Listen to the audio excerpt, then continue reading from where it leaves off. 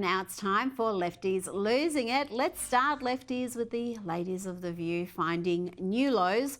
Just when you think this lot have hit rock bottom, they start to dig. Listen to this disgusting slur from race baiter Sonny Huston against a wife and mother, Brittany Mahomes, the wife of arguably the NFL's best player, Patrick Mahomes. She's now being accused of not caring enough for her interracial family because she liked a Trump post on Instagram. That this swift effect will speak to more women about the true character of Donald Trump and will turn them away. But to your initial point, I know you said we weren't going to talk about it, but I was. It just seems to me that since she is in an interracial marriage, she should have known that to support a racist is problematic. Her children are biracial. These people are demented with hate. Now, let's check in with the woman they see as their saviour. Kamala Harris was with Oprah for a loving, the softest of softball interviews you'll ever see, and she still managed to screw it up. I promise to inflict only 1 minute of this calamity on you, and watch this carefully. You can see Oprah dying inside as she listens to his incoherent gobbledygook. It's kind of beautiful, actually. Americans, by character, are people who have dreams and ambitions and aspirations. We believe in what is possible. We believe in what can be. And we believe in fighting for that.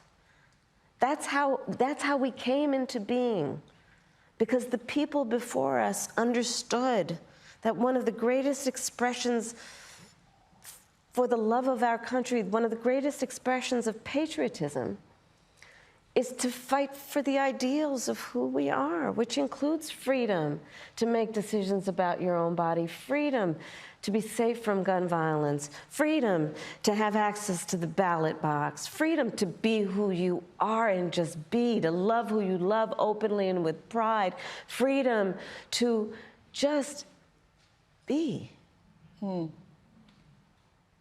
And that's who we are. We believe in all that. Dear me, did you see the moment there when the realisation dawned on Oprah that by giving Kamala this platform, she'd made a terrible mistake, that she was actually helping the Trump camp? Yeah, that was a good moment. Now, that realisation of just how hopeless this candidate is was also evident with the National Association of Black Journalists. You remember the vicious way they treated Donald Trump a few weeks ago when he attended the conference. You've attacked black journalists, calling them a loser, saying the questions that they ask are, quote, stupid and racist. You've had dinner with a white supremacist at your Mar-a-Lago resort.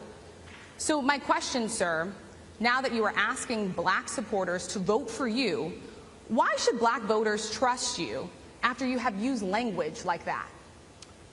Well, first of all, I don't think I've ever been asked a question in such a horrible manner. First question. You don't even say, hello, how are you? Are you with ABC? Because I think they're a fake news network, a terrible network. I still cannot believe he had the crowd on his side at that conference. I did not see that one coming. But compare how that same association questioned Kamala a few days ago. I'd like to ask you more about the opportunity economy. Housing is part of it, as well as expanding the earned income tax credit, financial support, as you mentioned. Yes, with Kamala, it was a love-in, not hostile, not combative, not spewing lies and slurs. But the Vice President struggled anyway. Just look at the journalists' reaction when she left the stage. They knew. They knew.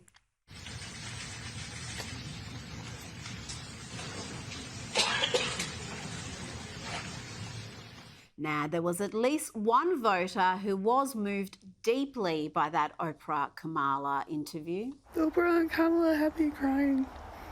It's like the nostalgia of Oprah in the 90s after high school, but like with the hope of today with Kamala, and there's a Swiftie right behind him.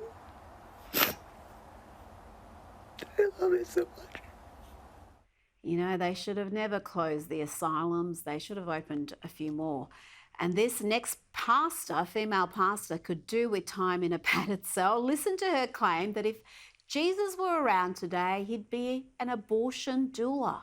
If Jesus were here today, he would be a clinic escort, distracting women from the hatred of the protesters, or an abortion doula, holding women's hands and offering support and love as they end their pregnancies. If Jesus were giving his sermon today, he might also have said, "Blessed are those who end pregnancies, for they will be known for their loving kindness." I wonder whether this Jesus she imagines supports abortion right up to birth, as is available in a number of states in America. I guess we'll have to find out.